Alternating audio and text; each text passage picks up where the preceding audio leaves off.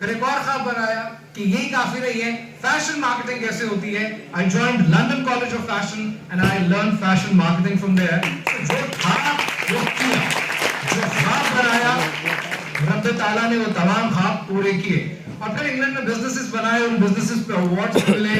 I'm the only Pakistani who's a recipient of Crane's 40 Under 40 Award, जो कि Barack Obama को 1991 में मिला था, जब वो एक उभरते हुए लॉयर थे, और ओपरा विनफ्री को 1989 में मिला था। To date, I'm the only Pakistani who's a recipient of that. अब कारोबार बहुत सारे कर रहा हूँ, बहुत सारी चीजें हैं, सब बता नहीं पाऊंगा। सिर्फ पॉइंट ये है कि ख्वाब बनाइए, ख्वाब बुनिए, ख्वाब बेचें और ख्वाबों का ताक़ुब करें, क्योंकि तमाम ख्वाब मुमकिन होते हैं।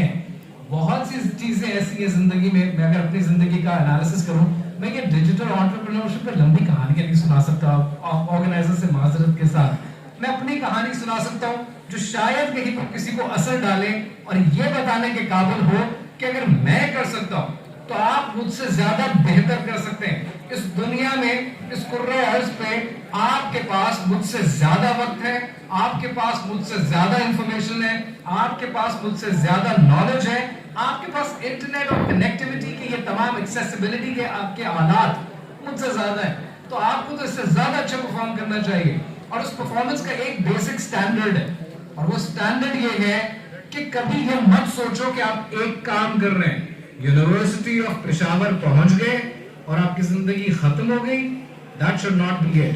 आप यूनिवर्सिटी के साथ साथ रहते हुए बहुत से ऐसे काम हैं जो आप कर सकते हैं, जो आपकी तकदीर बदल सकती है। मैं अगर अपनी बात करूं दोस्तों, तो बहुत सिंपल सी बात है। मैं कर रहा था ऑफलाइन मार्केटिंग, मैंने एडवर्टाइजिंग एजेंसीज में नौकरियां भी की है, तजुर्बे भी लिए, फिर अपनी कंपनीज भी खोली है, फिर अपनी एड एजेंसीज भी बनाई है। बट जिंदगी में ये सीख लिया कि 2006 की बात है, 2006 में हमारी यूनिवर्सिटी में गूगल के हेड्स आए और उन्होंने कहा कि आइंदा मार्केटिंग बदल जाएगी और कहानी इस तरह से होगी। अच्छा लगा, समझ में आया। 2007 में फेसबुक वाले आए, 2009 में इसी तरह से अमेज़न वाले आए। कहानी सुन तो ली लेकिन दिल में नहीं बैठी। 2010 गुजरा, 11 गुजरा, 12 गुजरा, and I was working, I was running my own companies. 2013 में एहसास हुआ कि भाई they were right and I was wrong. ये ऑफलाइन मार्केटिंग ये आगे चलकर हिस्ट्री हो जाएगी। ये चार्टर्ड मार्केटिंग की डिग्री, ये यूनिवर्सिटी ऑफ मैनचेस्टर की डिग्री, ये एमबीए की डिग्री, ये सब रिडंडेंट हो जाएगा। आइंदा चलेगा जब बंजारे का राज चलेगा ना, उस बंजारे के राज में जो चीज चलेगी वो डिजिटल चलेगा। क्योंकि डिजिटल के पास एक ऐसी ताकत है जो किसी और प्लेटफॉर्म में नहीं है, जो ऑफलाइन मार्केटिंग में नहीं है, जो ब्रांड्स में नहीं है। और वो ताकत ये है कि उन्होंने ताकत अमीर से खींचकर एक आम गरीब आदमी के हाथ में दे दी है। बड़ी छोटी सी बात करते हैं। पाकिस्तान में जब किसी जमाने में ना सिर्फ एक टेलीविजन चैनल हुआ करता था, पीटीवी, बाद में एनटीएन भी आया और एसटीएन भी बना। उस टीवी चैनल पर अगर 8 बजे के ड्रामे के दौरान, जो कि पूरा पाकिस्तान बड़े शौक से देखा करता था, अगर आप इश्तहार चलाना चाहें तो वो इश्तहार 1 मिनट का आपको 1.5 करोड़ रुपया कॉस्ट करता था। बहुत से ब्रांड्स थे पाकिस्तान में, आज भी हैं, यूनिलीवर है, प्रॉक्टर एंड गैम्बल है, और ऑयल कंपनीज थी। अमूमन 8 बजे के ड्रामे के दौरान आपको सिर्फ 2 या हद मारो 3 इश्तहार देखने को मिलते थे। फिर कंपनी बदल जाती थी, फिर किसी और कंपनी का, फिर किसी और कंपनी का। लेकिन आज ये डिजिटल की कामयाबी है कि आप 120 रुपए में भी इश्तहार चला सकते हैं। आपकी रीच उन्होंने बढ़ा दी, आपकी फ्रीक्वेंसी इंक्रीज कर दी, आपका बजट कम कर दिया। यहां बैठा हुआ हर इंसान बूस्ट पोस्ट कर सकता है, अपने इश्तहार चला सकता है, अपनी कंपनीज लॉन्च कर सकता है। यही वजह है कि आज real estate sector social media पे, आज जितना फूड सेक्टर है ये सोशल मीडिया पे, आज जो एक्टिव यूनिवर्सिटीज हैं, many of them are my clients, I'm not going to name them, but आज यूनिवर्सिटीज अप्रोच क्या करती है हमें कि भाई हमारी एडमिशन कैंपेन्स बेकार जा रही है, हमें डिजिटल मार्केटिंग करते हुए यहां से एडमिशन निकाल के दें। लॉर्ड कैडबरीज, जिसने कैडबरीज कंपनी शुरू की थी ना, बड़ी प्यारी बात कहता था। वो कहता था कि half of my marketing budget goes to waste, but I don't know which half। मेरे आधे पैसे जो मैं मार्केटिंग पे खर्च करता हूँ वो जाया हो जाते हैं, मुझे ये नहीं पता वो कौन से वाले। लेकिन आज ये खूबसूरती डिजिटल एंटरप्रेन्योरशिप में, ये डिजिटल प्लेटफॉर्म्स आपको दे रहे हैं कि आज वो आपको इस काबिल बनाते हैं कि आप देख सकते हैं कि वो कौन से आधे पैसे हैं जो परफॉर्म नहीं कर रहे, कौन से पैसे जो परफॉर्म कर रहे हैं। यूनिवर्सिटीज की डिग्री मेरी नजर में इंतहाई अहम है, क्योंकि ये आपको सिर्फ डिग्री नहीं देती है, ये आपको लड़ना, झगड़ना, मरना, लोगों के साथ मिलकर काम करना बहुत कुछ सिखाती है। जिससे नहीं बनती उसके ग्रुप में बैठकर काम करना सिखाती है। किससे कैसे फायदा उठाना है और ग्रुप में काम नहीं करना ये सिखाती है। ये सिखाती है कि जब अटेंडेंस लाजमी हो जाए और अटेंडेंस लगेगी कि जब सेशन में आकर बैठोगे तो किस तरह बैठना है और कब उठकर जाना है, ये सिखाती है। बहुत सी चीजें आप यूनिवर्सिटी के एजुकेशन में सीखते हैं। मेरा सिर्फ अलमिया ये है कि मैं एचईसी को भी ये कहता हूँ और पाकिस्तान के तमाम इदारों को ये कहता हूँ, हमें अपना करिकुलम बदलने की जरूरत है। जब तक हम अपने करिकुलम को चेंज नहीं करेंगे, हम वही पढ़ाते जाएंगे जो हम पढ़ाते आ रहे हैं, तो उसका वही नतीजा निकलेगा जो आज निकलता आ रहा है कि पाकिस्तान में बायो इन्फॉर्मेटिक्स जैसी डिग्रीज तो होती हैं, लेकिन बायो इन्फॉर्मेटिक्स में काम करने वाली एक कंपनी मौजूद नहीं है। सो ऐसे में गार्बेज इन गार्बेज आउट हो जाएगा। बाकी रही आपके इदारे की बात और आज के सेशन की बात, तो दोस्तों मेरी हमेशा से ये कोशिश होती है कि एक अच्छा इदारा अपनी आवाम के, अपने स्टूडेंट्स के क्वालिटी ऑफ क्वेश्चन से पहचाना जाता है। मुझे ये बात कहते हुए फख्र महसूस होता है, शायद मैं उन पाकिस्तानीज़ में से हूँ कि जो बार बार ये बात करते हैं कि सवाल पूछो जवाब मांगो। मेरे मोनोलॉग से आपको कोई फर्क नहीं पड़ेगा। मैं इसलिए हमेशा अपने सेशन में कोशिश करता हूँ कि मेरा भाषण कम हो और आपके सवाल ज्यादा हो। जितना इंसान सवाल और जवाब के सिलसिले में सीखता है ना, वो ही इंपॉर्टेंट है। बदकिस्मती से हमारे यहाँ सवाल पूछने के कल्चर को पसंद नहीं किया जाता। क्लास में उस्ताद सवाल नहीं पूछने देते, घर में वालिदैन सवाल नहीं करने देते, तो वो बहुत सारी मंतक और बहुत सारी लॉजिक जो बननी थी हमारी, वो लॉजिक नहीं बन पाती। So I would urge all of you to think what question you going to ask, और मैं आधे से ज्यादा सेशन रखूंगा आपके सवालों जवाब के लिए। रही बात आज के टॉपिक डिजिटल एंटरप्रेन्योरशिप की, मैं जब यूनिवर्सिटी में था दोस्तों, हमारी यूनिवर्सिटी में आजकल तो आप बड़े ब्लेस्ड लोग हैं, आपको बड़ी बड़ी लंबी लंबी छुट्टियां मिलती हैं। हमारे दौर में when I was doing my BBA and MBA, हमारे दौर में सर उस वक्त मुश्किल से 10 दिन की छुट्टियां हुआ करती थी एक सेमेस्टर से दूसरे सेमेस्टर के बीच में। अब मैं आपको सिर्फ एक चीज समझाने की कोशिश कर रहा हूँ, ये मिसाल देके, काश ये एक चीज अगर आपको समझ में आ जाए। Let me focus.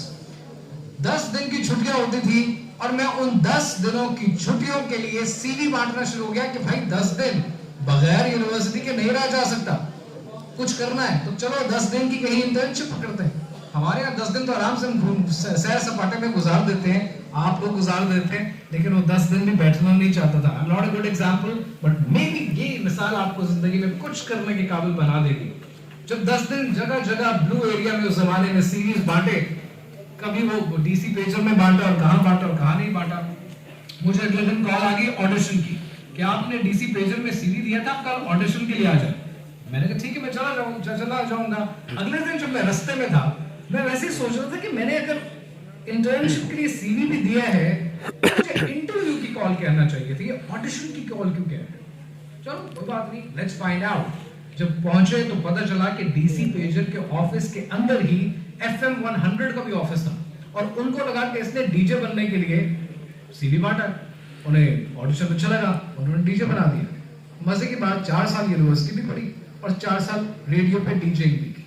सो मौके जिंदगी में मिलते हैं, आपको आगे बढ़कर सबसे पहला काम ये करना है, उसको एक्सेप्ट करना है।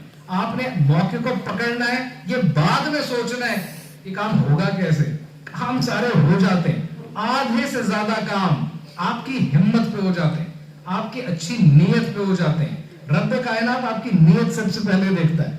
कोई भी कारोबार चलाना कोई लॉजिक, कोई साइंस पे नहीं चलता है। कारोबार चलता है भैया नसीब पे, लेकिन नसीब भी तब बदलता है जब आप उस नसीब को बदलने के लिए मेहनत करते हैं। अगर आप मेहनत नहीं डाल रहे काम में और आप ये एक्सपेक्ट करते हैं कि मैंने डिजिटल एंटरप्रेन्योरशिप की, ये मैंने वेबसाइट बना दी, ये चीजें आसान बना दी, कारोबार चल जाएगा, नहीं चलेगा। आपकी नीयत मैटर करती है, आपका हार्ड वर्क मैटर करता है। 3 साल पहले मुझे जब सोशल मीडिया पे मैंने नया वीडियोस का काम, ये वीडियोस बनानी शुरू की और मैंने तभी लोगों को कहा भाई मैं, बहुत सारे अच्छे इन्फ्लुएंसर्स हैं, बहुत सारे अच्छे दोस्त हैं जो बड़ी अच्छी प्रैंक वीडियोस बनाते हैं। I am not that, I don't want to be known like that. मैं ये कर सकता हूँ कि मैं अच्छी बात, सीधी बात लोगों तक पहुंचा दूं, चाहे वो मोटिवेशन के नाम पर हो, चाहे वो क्रिटिकल एनालिसिस के नाम पर हो। तो सोशल मीडिया पे I do not monetize my channels, क्योंकि मुझे मोनेटाइजेशन की जरूरत नहीं है। मेरी कोशिश होती है कि सीधी और सच्ची बात लोगों तक पहुंच जाए। अब उस बात के थ्रू जब मैंने ये काम शुरू किया तो लोग आए कहने लगे कि सर आप खुद चूंकि एजेंसीज भी रन कर रहे हैं आप खुद चूंकि ई कॉमर्स भी कर रहे हैं तो लोगों को सिखाना शुरू करें। सो 3 साल पहले ये सिखाने का सफर शुरू किया। तो जब ये सफर शुरू किया, लोगों को online digital marketing, e commerce सिखानी शुरू की, तब ये एहसास हुआ कि पाकिस्तानियों को तो मसला ही कुछ और है। पाकिस्तानियों का मसला सिर्फ सीखना नहीं है, पाकिस्तानियों को मसला ये है कि इनको अच्छी प्रोडक्ट्स, इनको सस्ती प्रोडक्ट्स ऑनलाइन बेचने के लिए, ई कॉमर्स करने के लिए मिलती ही नहीं है। पाकिस्तान का होलसेलर, पाकिस्तान का रिटेलर जब चाइना से, कंबोडिया से, टर्की से चीजें लेके आता है तो वो तरक्की हुई चीजें, बेकार चीजें महंगे दामों यहाँ बेच रहा होता है। अगर वही चीज आप ऑनलाइन बेचेंगे तो आप पैसे नहीं कमा पाएंगे, क्योंकि कस्टमर बेवकूफ नहीं है, उसको पता है कि कौन सी चीज अच्छी है। जब ये बेड़ा उठाया तो हमने तकरीबन आज से कोई साल पहले, सवा साल पहले बचाओ.pk लॉन्च किया।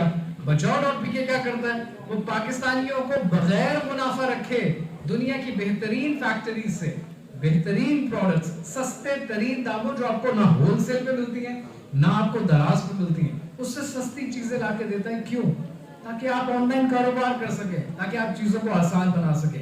सो पॉइंट ये है, मेरा ये मानना है दोस्तों, और ये आपका भी होना चाहिए, जिसका हो सकता है, कि जिंदगी कितनी लंबी है ये किसी के हाथ में नहीं है, लेकिन जिंदगी कितनी भरपूर है ये आप बना सकते हैं। मैं अपनी एजेंसीज भी रन करूं, मैं ई कॉमर्स भी करूं, मैं सोशल मीडिया पर लोगों को अच्छी बात भी सिखाऊं, मैं लोगों को प्रैक्टिकली चीजें सिखाऊं भी, उनको सस्ती चीजें भी लाकर दूं, मैं चैरिटेबल काम भी करूं।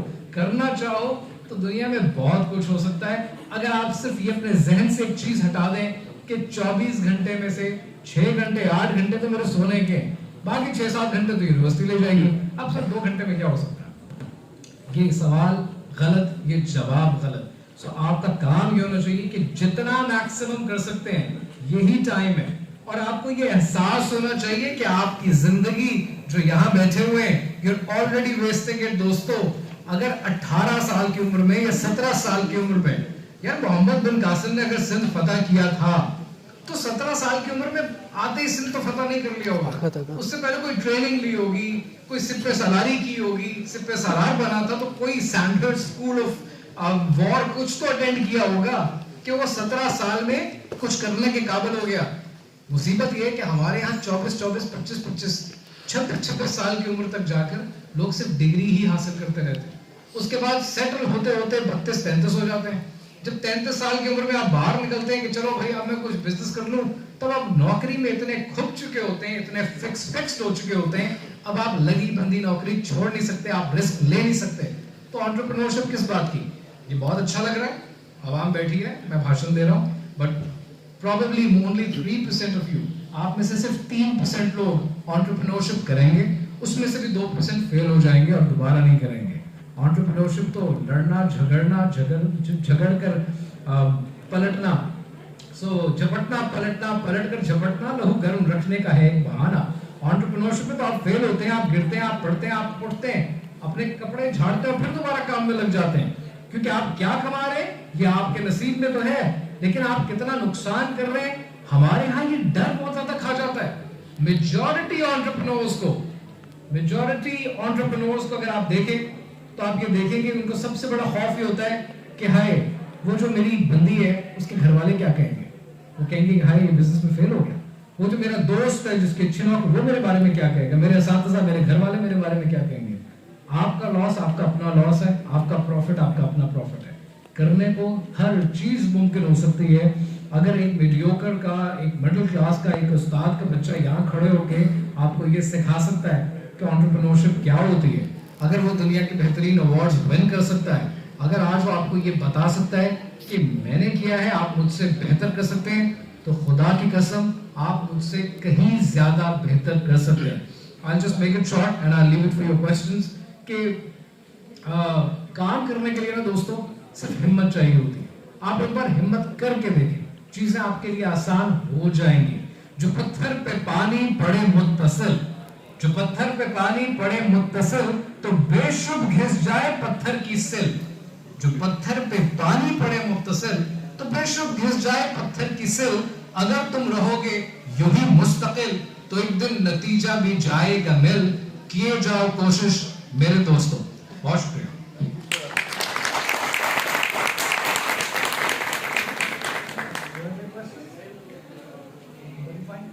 The floor is open for questions। अगर आप लोगों के कोई सवाल हो पैनल में हो जाएंगे। चलें, I'll take your questions in the panel. Once again, thank you very much. Thank you so much, sir. You spoke well and you asked for the question. So I'm leaving a question from